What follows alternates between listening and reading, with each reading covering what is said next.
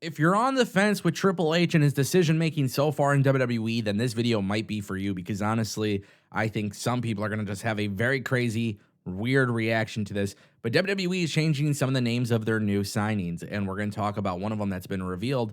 We're also going to talk about a WWE decision that could be beneficial or could be really bad.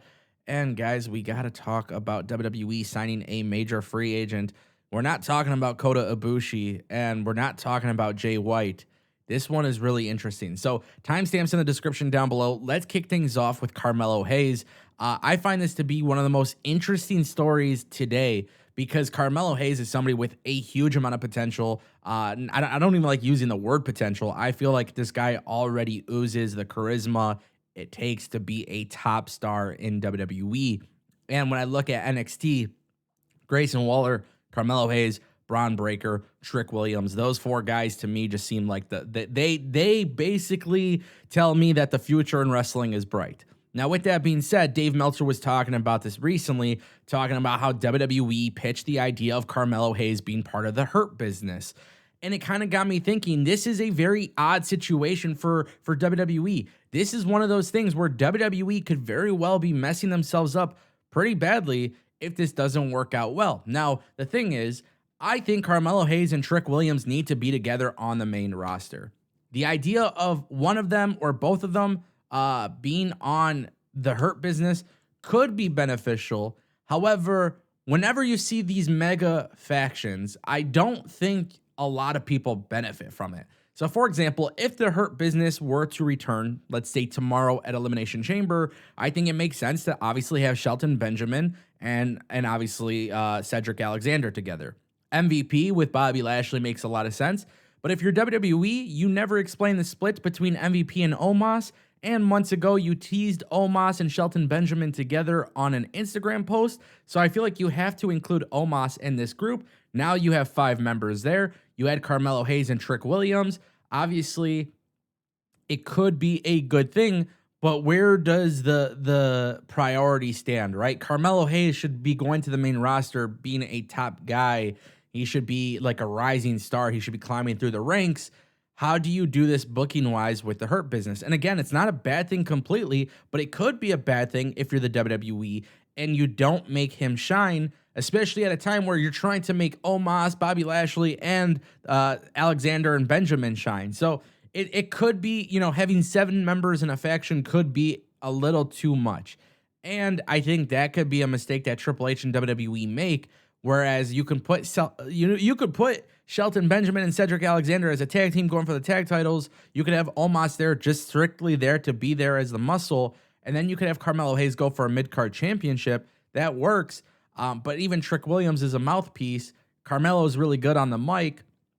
You have 3 guys really good on the mic in the group. I don't know. There's just something about this that I kind of get a weird vibe from. Nonetheless, there's nothing guaranteed here, but I would say pay very close attention to Elimination Chamber. And if you don't see Carmelo Hayes at Elimination Chamber, don't be surprised because he's expected to go on to WWE NXT Stand and Deliver, and that's where he's going to compete for the NXT World Championship. Part of me is hoping that he just gets to go on his big run in NXT, go to the main roster when the time is ready. Guys, WWE has made the decision to change Carl Frederick's name. And it's kind of got me scared about Dragon Lee. It's kind of got me scared about pretty much any other person that WWE could potentially sign in the company.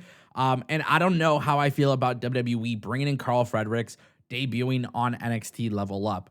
I do not feel like this is a power move for WWE. I think WWE bringing in talent, especially talent that come from New Japan. If you want to get other talent from New Japan or AEW, you're going to have to put them in a position where they look like they're great talent and they're big signings. And this is one of those situations where I think WWE may have already dropped the ball. Maybe I'm overreacting. Maybe I'm just very quick to react here. But I think at the same time, too, Carl Fredericks is now going by the name Eddie Thorpe. And I just find this to be a really odd situation. It's not even the name that's odd. It's just Carl Fredericks. Yeah, he wasn't the biggest name in New Japan Pro Wrestling, but like people who watch wrestling outside of WWE know who Carl Fredericks is. And I think this idea that WWE is just going to change people's names is a concern. Look at what happened with Doudrop. She had a stupid ass name and it didn't work out. Now she came back as Piper Niven, her original name. And guess what? People are reacting to her. People are booing her. People are cheering for her. That's the thing. She's getting reactions. People didn't care for Dewdrop. It was stupid. Piper Niven, pretty damn good.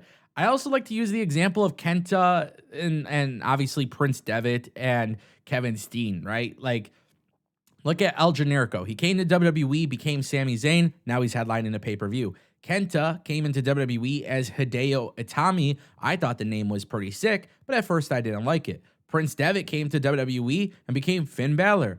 Also, Kevin Steen became Kevin Owens. That one was a little self-explanatory, but my point that I'm trying to make is that WWE brings in people, changes their names, and sometimes it works out.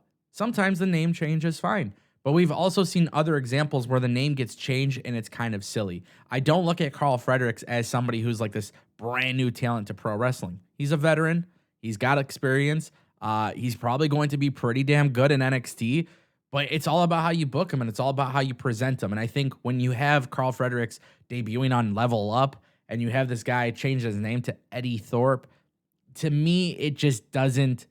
It doesn't make sense. It's not something I like. And I thought Carl Fredericks was a better name. But even that, if you're going to change it up a little bit, change it up a little bit. Guys, it's crazy because it makes you think about these other signings. And we're going to talk about that in just a second. But quick reminder, I am an Amazon influencer. If you guys are trying to buy WWE 2K23 or AEW Fight Forever, all of the information is in the link down below.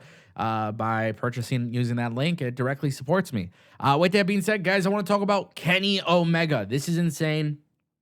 Absolutely insane. And I don't really know exactly what to tell you here because nobody knows what the hell is going on. But there is a very big rumor floating around on the internet. And this is all because of Dave Meltzer. So I'm going to read this to you guys. This is really crazy. In the Wrestling Observer newsletter, Dave Meltzer reported that those in WWE who would know about major acquisitions during WrestleMania season stated that the company is looking to sign a much bigger free agent than Jay White. He also wrote, it's not clear what is next for White, although one would suspect WWE or AEW would be his next destination because nothing else would make sense. Those in WWE who would normally know of major acquisitions during Mania didn't know about this one and only said that there was a much bigger major free agent in play right now that was internally the priority. Now, this is where things get interesting, and I gotta start scratching my head because everybody takes Meltzer's word as gospel, but something just seems a little bit fishy here. And the thing is, the only person I can think of that could potentially be in WWE's radar would be Kenny Omega. Now, he is not technically a free agent, just like CM Punk is technically not a free agent.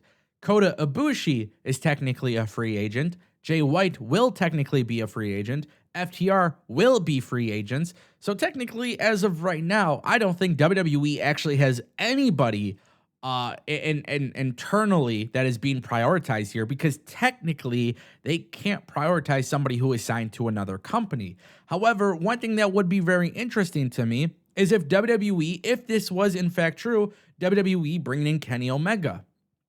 And granted, I probably would have never believed this or thought about this, but the idea that Kenny Omega very well could become a free agent and go to WWE, it's not unrealistic. You know, I always say never in the world of pro wrestling. Cody Rhodes taught us that. I mean, so many different scenarios taught us that. But my point is that Cody Rhodes had basically showed us, like, he started AEW, he still went to WWE. Who is to say Kenny Omega won't go to WWE? Who is also a bigger free agent than Jay White at the moment?